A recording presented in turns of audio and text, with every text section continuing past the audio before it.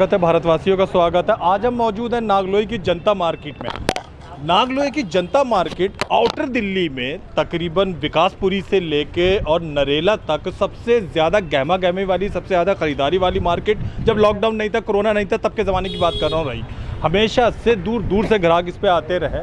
बहुत सारे लोगों की रोटी यहीं से चलती, बहुत सारे पेट यहीं से पलते, बहुत सारे परिवारों की स्कूलों की फीसें, घर के किराए यहीं से जाते हैं। अब आते हैं कोरोना लॉकडाउन के बाद ये मार्केट अभी थोड़े समय पहले ही खुली है। ये मार्केट के सब व्यापारी भाई बैठे हैं जो इसी मार्केट में कहीं ना कहीं छोटा बड़ा कारोबार करते हैं। इन सब से हट के दर्शकों, आपको मैं एक रोचक कानून बताता हूँ। बहुत अंग्रेज़ों के समय से लेके और अभी जब तक मनमोहन सिंह की सरकार थी, तब तक एक कानून था कि 5 स्टार होटल वालों को, 5 स्टार होटल जैसे अशोका होटल, सम्राट होटल, उनके लिए एक नियम कानून था कि उनको पास कोई तांगे वाला पहुंचेगा तो उसके घोड़े के लिए पानी 5 स्टार होटल वालों को देना पड़ेगा। ये बड़ा पुराना अंग्रेज़ों के ज़माने का नियम था। जब तांगे बंद हो गए, इक्के बंद हो गए, तब भी वो कानून बना रहा। बाद में खैर वो मनमोहन सिंह की सरकार ने उस कानून को बंद करेगा। ताज़ा खबर चैनल कानून की इज्जत करता है, ये सारे व्यापारी भी कानून की इज्जत करते हैं। हम एक एक आदमी भारतीय कानून की और हर प्रोटोकॉल की इज्जत करता है और उनको मानते भी है। पर कुछ कानून, जैसा कि मैंने अभी बताया, अटपटे से भी होते हैं। गर्ग जी, क्या परेशानी है जो आज मार्केट वालों को निराशाजनक चेहरों के साथ यहाँ पे धूप में मौजूद होना पड़ रहा है? देखिए नावेद जी, पहले तो मैं आपको धन्यवाद देता हूँ, आप हमारी आवाज़ उठाने के लिए यहाँ पर आए हैं। जी जी।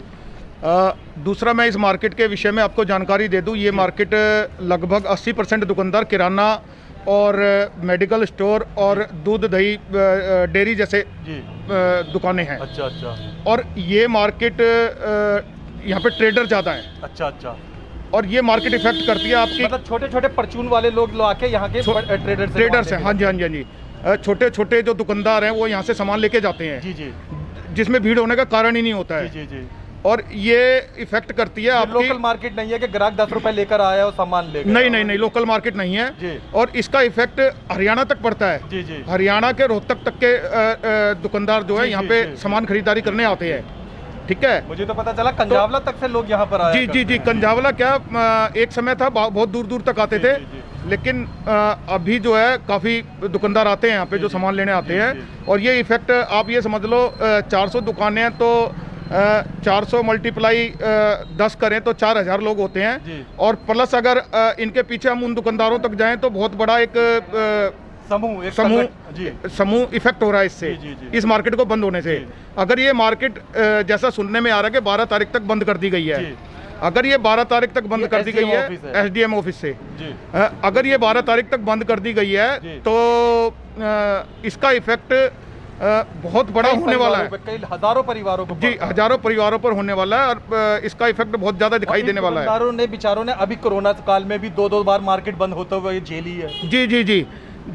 जैसा कि आपको पता है कि दुकानदार जो है, दूध देने वाली गायें हैं जी, वो टैक्स पेड करती है, वो अस्पताल बनवाती है, वो कुएं बावड़ी धर्मशालाएं बनवाती है। ये हर जगह जहाँ भी देने की बात आती है, चाहे वो कोई आपदा हो, चाहे वो सरकार भी मांगे, अगर सरकार भी अनऑफिशियल मांगती है कि भाई यहाँ पे ये फ्लड आ गया है, इसके लिए दान दे, तो दुकानदार बढ़ चढ़ के उसमें हिस्सा लेता है। लेकिन फिर भी टारगेट दुकानदार को ही बनाया जाता है और एक साजिश के तहत बनाया जाता है। क्योंकि आपने देखा है पूरी दिल्ली के अंदर कोई भी मार्केट शायद बंद नहीं है मेरी जानकारी में। केवल जनता मार्केट और नांगलोई को बंद कर दिया गया है। जबकि आप देखेंगे किराड़ी रोड पे, आप गए होंगे, किराड़ी रोड पे कितना भीड़ रहता है, क्योंकि वहाँ पे इनको पैसा मिलता है, पैसा जाता है प्रशासन को। रेडी पटरी वालों की वजह से भीड़ होती है, जो बाहर रेडी पटरियाँ लगती हैं उसकी वजह से भीड़ होती है। और बदनाम वो जनता मार्केट को और नांगलोई को करते हैं केवल एक उगाही की दृष्टि से। जी, लेकिन मैं एक वास्तविक मुद्दे की तरफ आपका ध्यान दिलाना चाहूँगा। सरकार ने अभी हफ्ते भर में ही तकरीबन अखबारों में भी छपा ये घोषणा करी थी कि मार्केट में आ जाओ ना, आपके दुकानों से ये कहते हैं जब चलान करवाने तरफ क्या जा रहा है, मेरी दुकान पे नहीं आएंगे। मेरा टारगेट मिला हुआ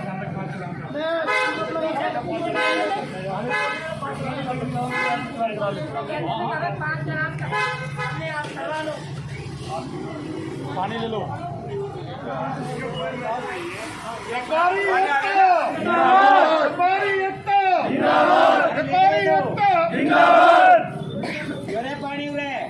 मरता व्यापारी करे पुकार, बंद करो ये अत्याचार। मरता व्यापारी व्यापारी करे पुकार, बंद करो ये अत्याचार। मरता व्यापारी करे पुकार, बंद करो ये अत्याचार। मरता व्यापारी करे पुकार, बंद करो ये अत्याचार। व्यापारी एकता जिंदाबाद, व्यापारी एकता जिंदाबाद, व्यापारी एकता जिंदाबाद। तानाशाही नहीं चलेगी, तानाशाही नहीं चलेगी, तानाशाही नहीं चलेगी, गुंडागर्दी नहीं चलेगी, गुंडागर्दी नहीं चलेगी, गुंडागर्दी नहीं चलेगी। व्यापारी एकता जिंदाबाद, व्यापारी एकता जिंदाबाद, व्यापारी एकता जिंदाबाद, व्यापारी एकता दी जा रही थी इस विषय में। जी, दुकानदार उसका पूरा पालन करता है। जी।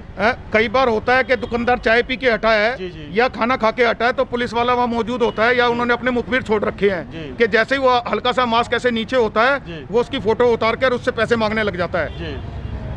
अगर वो 2000 की पर्ची कटवा लेता तो ठीक है, नहीं तो आपको पता ही है क्या मांडोली होती है।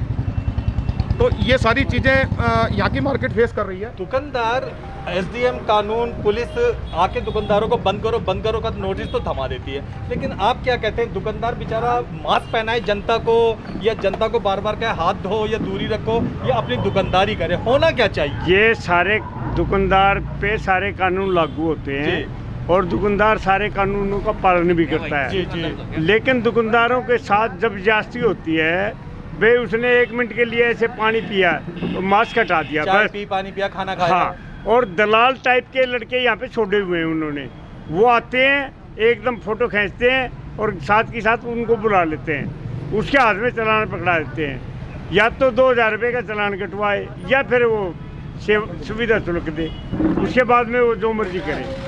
ये यहाँ का ट्रेड बन गया है। हमारी मार्केट में यहाँ पे इतनी अंधेरगर्दी इतनी गुंडागर्दी इन्होंने मचा रखी है जिसका हम कह नहीं सकते।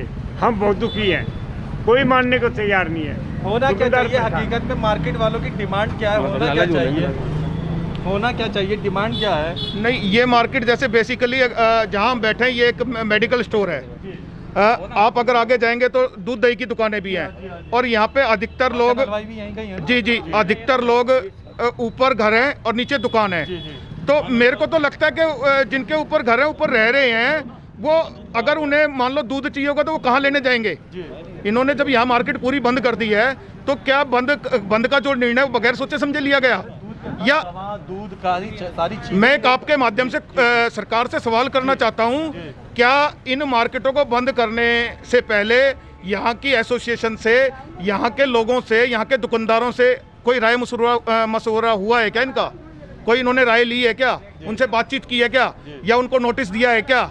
ऐसा कुछ नहीं, एकदम रात को 9 बजे फरमान आ जाता है तो जिसने दूध खरीद रखा है उसका दूध खराब गया, जिसने मान लो छोले बना रखे उसके छोले खराब गए है। तो ऐसा नुकसान भी हुआ है लोगों का। और ये एक जो टारगेट बना के मार्केट को काम किया जा रहा है, जो ये मेरे को साजिश नज़र आती है कि इस केवल ये 2 मार्केट इनको ही क्यों दिखाई देती हैं। अगर आप रोड पे चले जाएं, नजफगढ़ रोड पे चले जाएं, ये बड़े बड़े मॉल बने हुए हैं, अभी बहुत सारी भीड़ है उनके अंदर, आप जाके देखेंगे तो उन पे कोई इफेक्ट नहीं है, केवल इसी मार्केट पे इफेक्ट है। ऐसा क्यों है? वैसे ऐसा नहीं है। अभी हाल ही में लक्ष्मी नगर मार्केट के व्यापारियों को बंद करने का 1 दिवसीय नोटिस आया। तो मुझे एक बात बताइए राजेश जी, सरकार दुकान वालों पे ये दबाव डाल रही है कि तुम दुकानदारी भी करो और ग्राहकों भी निपटो और जो आने जाने वाली पब्लिक है, आम जनता है, उनको मास्क पहनने के नियम ही बनाओ। दुकानदार ये सब करता रहे या आपको लगता है कि वो होमगार्ड या सिविल डिफेंस वाले छोड़ दे, वहाँ पे तो ज़्यादा अच्छा रहेगा? देखो, होमगार्ड और सिविल डिफेंस वाले छोड़े तो ज़्यादा अच्छा रहेगा, लेकिन ये दुकानों की जो भीड़ दिखाई जा रही है या जो शिकायतें गई हैं वो दुकानों की नहीं है, वो एक्चुअली में रेडी वालों की भीड़ है। जो सामने रेडी लगती हैं, बाहर रेडियां लगती हैं, ये एक्चुअली भीड़ रेडी वालों की है और वो रेडी प्रशासन लगवाता है। और आपको सबको पता है, पूरी दिल्ली जानती है इस बात को कि जो रेडी पटरियां लगती हैं वो बगैर पैसे की नहीं लगती, वहाँ से पैसा जाता है इन लोगों को। और ये पैसे दे के रेडी पटरियां लगवाई जाती हैं और वही कारण है यहाँ पे मेन भीड़ का। उनकी फ़ोटो खींच के दी गई और मार्केट गाजगिरी मार्केट के ऊपर, दुकानदारों के ऊपर। तो ऐसा क्यों? मोबाइल की दुकानें खोली, मैं नाम ना लेते हुए सीधा बात रख रहा हूँ।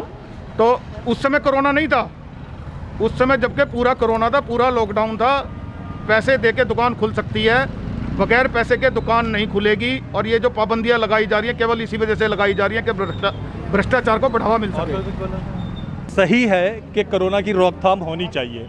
मैं खुद भी दिल्ली का नागरिक हूं और मैं खुद भी इसी शहर में रह रहा हूं, तो मैं भी ये चाहता हूं कि वाकई दूसरी या तीसरी लहर कोरोना की नहीं आनी चाहिए। हम लोग लंबे समय तक घरों में कैद रहे हैं, अब थोड़ा सा छुटकारा मिलना चाहिए। और इस वजह से चाहे कोई भी नियम बनाए जा रहे हैं कठोरता से जैसे भी ठीक है, वो भी मैं मानता हूं कि जायज़ रूप से, लेकिन उसके बावजूद शासन प्रशासन को ये ज़रूर सोचना चाहिए, इतने लंबे समय तक व्यापार बंद रहा, लोग बाग दुकानें नहीं खुली थी, जो दुकानदार हैं वो किराया दे रहे थे, बिजली का बिल दे रहे थे और दुकानें नहीं खुली थी, उनको भी थोड़ा बहुत रोजी रोटी के लिए 4 पैसे की ज़रूरत है। एकदम सख्ती से नियम बना देना ये भी ठीक नहीं है। अगर नियम ही बनाना था तो ये भी कहा जा सकता था कि 2 छोड़ के 1 दुकान खोलेगी या 1-1 करके दुकान खोलेंगी, या कम दुकानें खुली जाएंगी। 100 दुकानें हैं तो 1-1 छोड़ के 50 खुली जाएंगी, या 50 नहीं तो 25 खुली जाएंगी।